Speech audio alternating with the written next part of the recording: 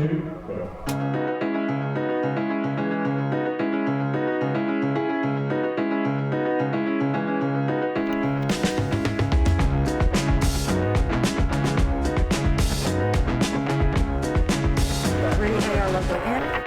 Tune in tonight to listen to me and my partners talking about my favorite topic, 5G, on the first virtual CES ever.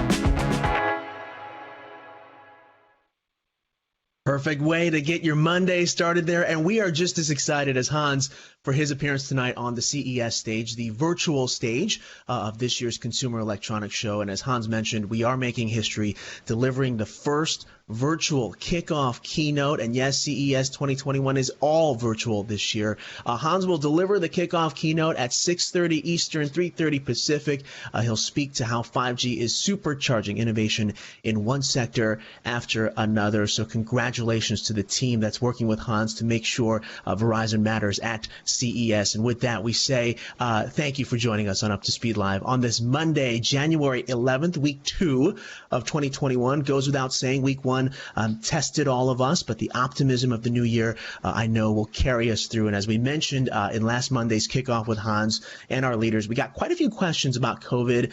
And today, Christy Pambianchi joins us to answer those questions live. So with that, let's welcome our HR leader. Christy, happy Monday to you, and thank you for starting the week with us.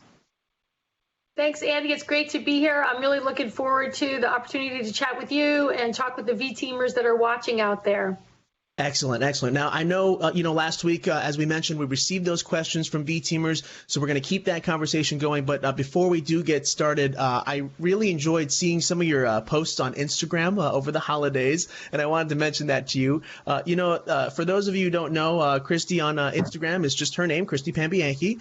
And the Pambianchis take the holiday season seriously. I see not one, not two, I believe 4 Christmas trees on your post here about Christmas at the Pambianchi. So what's with the multiple trees there, Christy? So, Andy, for me as a kid, Christmas was just such a magical time of year. I've just been this, major fan for the holiday season. It brings out the best in people through that time of year. So as the years went by, I collected a lot of ornaments and my family expanded. So yeah, I have 4 trees. I have one tree. It's about 9 feet tall that we have all of our really special ornaments, some glass blown, kids' first Christmas, special memorabilia ornaments. Then I have a smaller tree, maybe 7 feet high, with a lot of theme things from things I love and my kids love, like peanuts and fairy tale ornaments and things like that. Then, of course, I have a Harry Potter tree here in my Harry Potter room, and that has all of my Harry Potter ornaments on it, which is always really awesome to look at with snitch lights. And then my last tree is my mom bling tree, and that is all the Christmas ornaments my kids made at school since they were like in preschool or infants. And so those are my 4 trees, and every year I think about, can I consolidate them or not put one of the 4 out, and I end up in the same place. They make me happy, and the kids look forward to seeing them all. That's awesome. That's awesome. And yes, everyone needs a little mom bling there. My mom cannot let go of all of our mom bling. So our tree is the official mom bling tree here at the house here. But thank you for sharing a little bit of that holiday cheer. And boy, we could continue using some more here in 2021. So let's get to some of our questions here, Christy. So when we talk about COVID, of course, the big topic right now are vaccines. And we did receive questions about this. So let's start with the most pressing question around vaccine distribution. What's the latest information, and what can employees expect coming into 2021? Thanks for that question, Andy. First, I think there's so much promise on the horizon, just given the fact that there are vaccines, because that gives a pathway to a cure or a remedy against the coronavirus. So I think this is an amazing advancement. Right now in the United States, there are currently 2 vaccines that have received authorization from the FDA for use in the United States.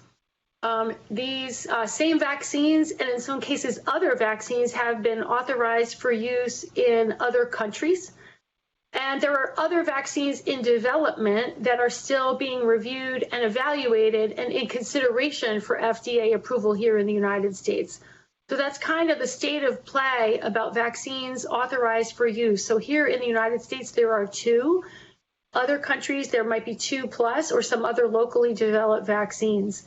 Now, second is the access part of the question you asked, which is, okay, so there's 2 that are approved, but they're really not yet generally available. So what has happened right now is the federal government has allocated the current doses of those 2 vaccines to each state by population, and then each state has to develop its own vaccine distribution plan. So each of the 50 states is currently developing a vaccine plan. And so typically right now what we see is that they are making the vaccine doses they have received available to healthcare workers in their states, and then prioritizing groups such as healthcare, long-term facility residents or other related healthcare professionals. So the vaccine is not necessarily available yet to the general public. Yeah, and it goes without saying, Christy, I know you and your teams are working very hard to really sort of hone in on really what's a moving target right now. So thank you for seeing through all the different scenarios that we can see as this vaccine becomes available. So following up on that, Christy, as it becomes widely available, how will COVID-19 vaccines be distributed? And of course, a big question for a lot of our V-teamers, will V-teamers be required to get a COVID-19 vaccine? Thanks for that question, V-teamers. Many of you have asked me that, and I know it's top of mind for people in society today. So first, the distribution of the vaccines will vary by country, and then here in the United States by state, with each state developing the distribution plan that I mentioned. We, as Verizon, are working with each state. We have a team. And the team is monitoring what is each state deciding, and then we're keeping on our COVID webpage that updated for you. So on our COVID webpage for each state, we're giving you links to the information by state that's available. And so that way, as V-teamers, you can go to our FAQ document to find out basically what we are aware of. And if we're asked to provide any information by the government, we are. At this point, the states are really in the very, very early stages of their plan, and we don't have a role in how the states distribute their vaccines. So we're aware of the priority on healthcare workers, the priority on long-term facility residents in some states, and you see some states beginning to put online registries or also prioritize certain age categories. And so we've made that available on our Verizon webpage on COVID-19 for you. We also do not have any current plans to require employees to be vaccinated against COVID-19. And so we will highlight the substantial health benefits of getting vaccinated, and we will encourage employees to do so. We will also provide information for where, when, and how employees can do so, as well as about the robust benefit plan that we offer to support our employees in the acquisition of vaccinations broadly. And so that's how we're currently thinking about the COVID-19 vaccine. All right, Christy, thank you. So you heard it here first. We are not requiring the vaccine, but certainly we want to make sure that the information is out there. So go ahead and check out our COVID-19 resource page. So let's continue with the follow-up questions here from our teammates. So for folks who are looking to get the vaccine, Christy, will V-teamers be able to get a COVID-19 vaccine at work, similar to how we administer flu shots in some locations? And will that vaccine be covered by insurance? Thanks for that question. So first, it's really not clear to us yet what role Verizon will play in distributing the vaccine. We are following very closely the federal plans. They're distributing to the states. Each state is coming up with their own plan. I do think as more and more doses become available, the states will continue to expand their thinking on how quickly they can get the vaccine out there and get that to citizens so that we can safely re-engage in all aspects of society around the world. And so if and as information emerges, we're going to evaluate all the options so that the vaccine is accessible to our employees, and that will include potentially using our work locations as distribution points like we do for the common flu vaccine that you mentioned, where we've done drive-through clinics and the like. But that'll be if it's possible and if it's advisable. We're always following CDC guidelines and working closely with the professionals that govern safety of society in this area. And if we can play a role, we're actively going to hope to be able to do that for our employees. We anticipate the COVID-19 vaccines will be covered by all health plans in the United States, including our Verizon group health plans. That's great to know, Christy. Thank you very much. So as we switch gears now, I know we talked a lot about vaccines, but obviously from a timeline standpoint, people are looking at what happens in Q1 and Q2 here. So as we continue to operate in our current adjusted state through the end of March, so many people are wondering what will happen on April 1st. Are you able to share any details on what you see and what you're thinking regarding our return to office strategy? Thanks for that question. And I know, again, a lot of V-teamers are actively monitoring, looking at what's going to happen next. So we are anxiously following and awaiting the distribution and the acceleration of vaccine utilization around the United States. So that, I think, is a key to unlocking and reopening society safely. Second, what we feel is we've learned so much over the last 9 months, and by the time we get to the end of this quarter, it'll have been a full year that we've been operating in these adjusted states. And so we know that we want to make sure we carry some of the learnings that we've developed. There's a lot of things that are new muscles that we've grown and new ways that we're running our operations, serving our customers, keeping our networks operational, running our teams, that you've all told us as V-teamers, like, wow, this is going great. And at the same time, we've got the, oh my gosh, I can't wait till I can get together with my coworkers and have lunch or hear about some things on a break that I miss from, being in a physical location together. So we know that there's a lot that we're going to learn. My plan is to be back hopefully in the mid to late February timeframe, so that we could give a little more detail about what we plan on doing after March 31st, as well as what are some of the things we're going to do in a work forward in a post-COVID world, where we bring some of these learnings forward into the permanent fabric of how we run Verizon. And so a couple of things I would share there.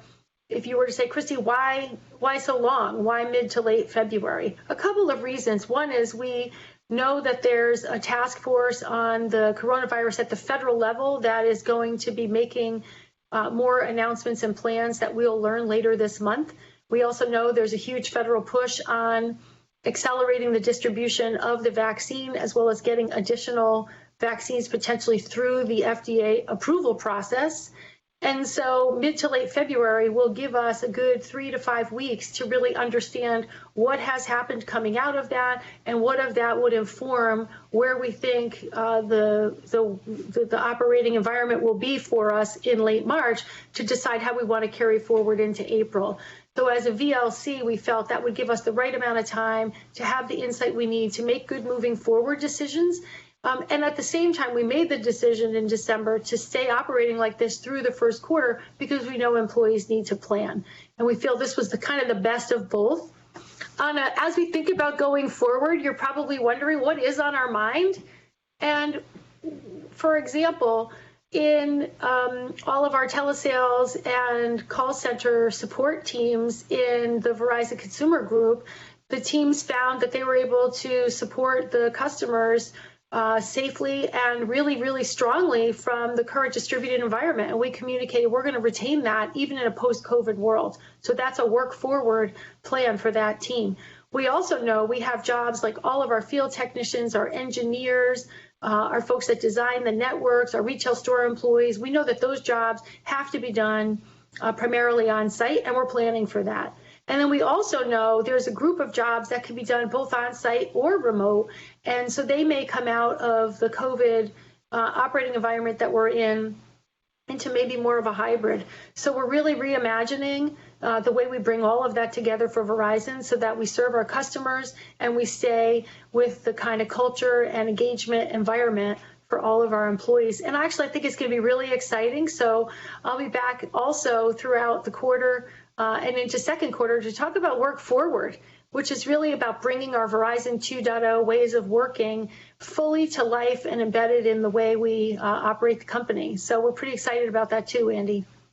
That's awesome. And it's a reflection really of just how multifaceted our teams are and our colleagues are. And we appreciate the transparency in this. And of course, you are welcome anytime to join us on Up to Speed to talk about our plans moving forward. So as we switch gears now and kind of look short term, getting back to this week and next, we do have an important date coming up, Dr. Martin Luther King Jr. Day. That's Monday, January 18th. It is, of course, observed each year on the third Monday in January.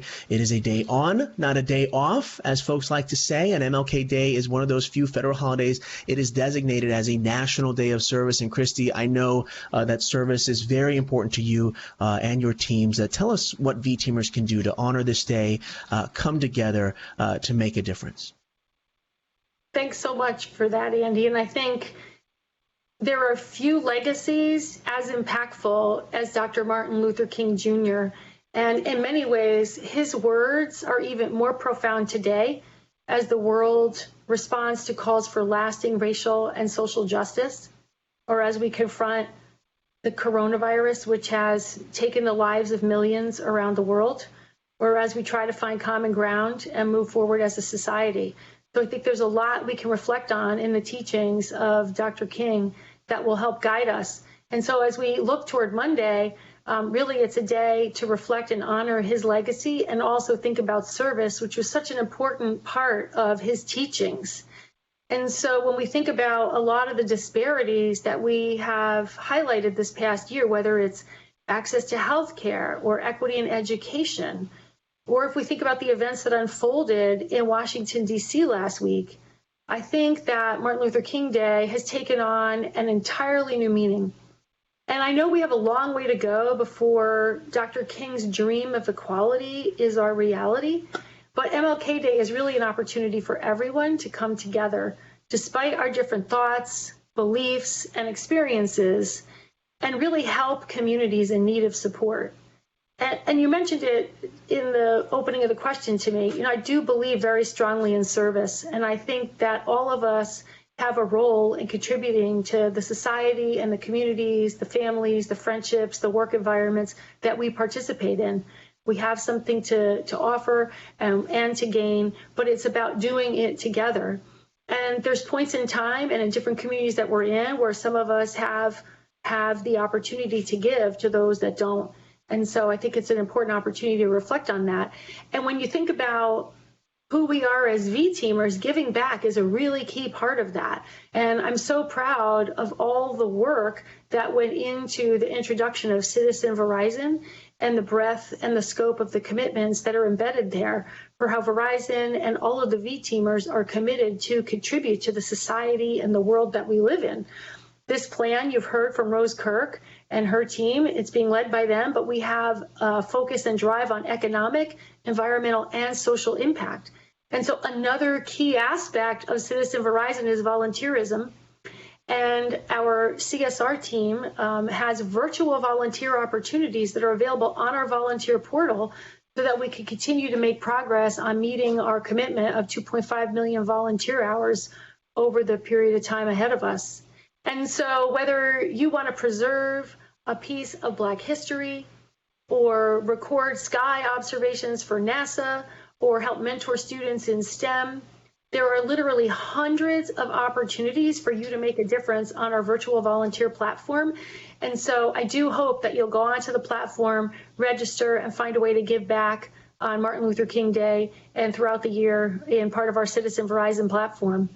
And to that end, I'd also like to highlight, in honor of the upcoming honoring of Dr. Martin Luther King Jr.'s commemoration on Monday, we do also have a robust racial justice action plan that we launched in the second quarter of last year.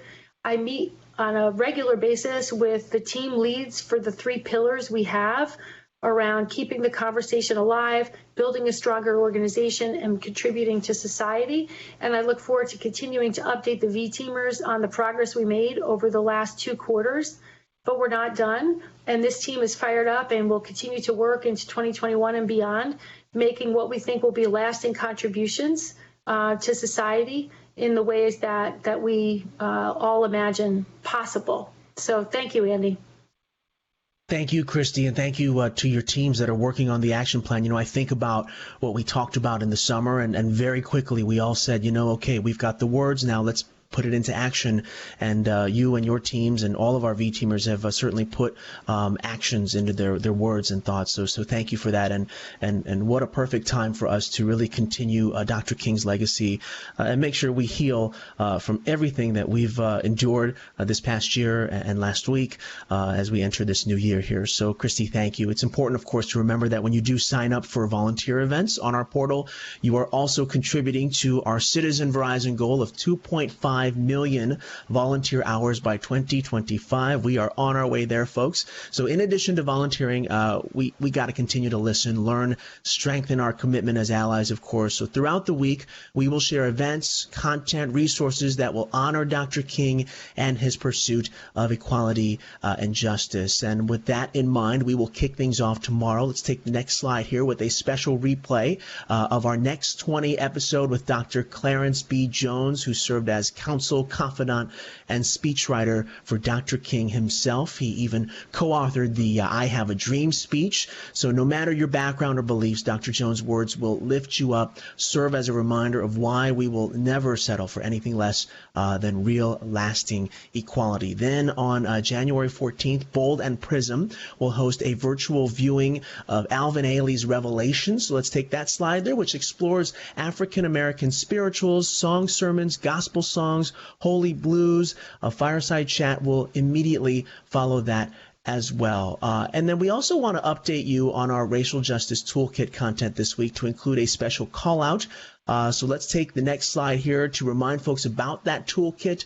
And there's a call out to content and resources that show the impact of Dr. King's legacy as well. So please don't forget about the toolkit. And of course, keep an eye on our Inside Verizon and Up to Speed social channels for ways we can come together as a V team. So that right there gets you started. And, much like we said during the summer, it is the beginning. And I still believe it is the beginning because obviously from the discussions that we've had in the past couple of days, weeks, months, there's still a lot to be done. So as Christy, as you mentioned, fulfilling Dr. King's dream and making that a reality in our world will take Herculean efforts, but I know that we have teammates all over the world who are making sure that happens. So with that in mind, I'd like to just say thank you to you and the HR team.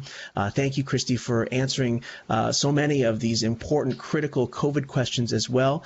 And just wanted to hand it on over to you for some final thoughts of the day before we go. Thanks so much, Andy. Again, thanks to all the V-teamers that are out there. It's very exciting to be in 2021 and have the promise of the vaccine on the horizon, the promise of so many other things that will allow us to have a great recovery as a society. I want to just offer a few points. A lot of folks out there are under stress or feeling emotionally strained. And so I just want to remind everybody about our employee assistance programs and any support benefits that you feel you may need people to talk to help you. We want to just make sure you exercise those opportunities that we have available. And I offer that because I think that we are just under an enormous amount of strain. If you think about the events that have transpired over the last 12 months, we started the year this time a year ago with no coronavirus, was not even a twinkle in our eye. And then very quickly, we've been struck as a world by, the largest pandemic in probably 100 years. So we have the strain of the pandemic compounded with the strain of, massive economic disruption on the order that hasn't been seen probably in almost 100 years as well. And then that's been compounded by some very significant racial and social justice issues coming to light and people coming together to really vet how we have to come together to move forward. And that's now being compounded by some of the events we saw transpire last week as we seek to have a peaceful outcome from a general election here in the United States. And so my parting words for the V team are to just remember we all have more in common than different. And if everybody works hard to find one thing in common with somebody else, I think those are going to be the key building blocks to continuing to take society forward, just like we did on coronavirus. We all have something in common. We want to survive coronavirus. And so we want to keep safe and we want to make sure we keep our customers connected. Similarly, racial and social justice, we want all employees to experience Verizon the way it's designed. We want all employees to have access to society the way it was designed, of all races, genders, walks of life. And so I would just encourage us, as we reflect on Martin Luther King Day coming up on Monday, if we all stay focused on the things we have in common and helping those around us that need help, I think that we can make a big difference. And so I leave you with that. I know the V team is there for each other. The power of the 135,000 of us being there for each other and being there for the communities that we live and serve in is so amazing. And I think that we can have a huge impact in these really, really trying times. So I just want to say thanks, Andy, and to all the V teamers watching. Thank you, Christy. Some great words to get the week started, and of course, continue on this journey to live and feel a successful 2021. And as I said with Hans last week, I still believe in 2021, and I still believe in all of us. Christy, thank you so much for joining us today, and to our viewers, thank you so much for watching. V Team, until next time, you're up to speed.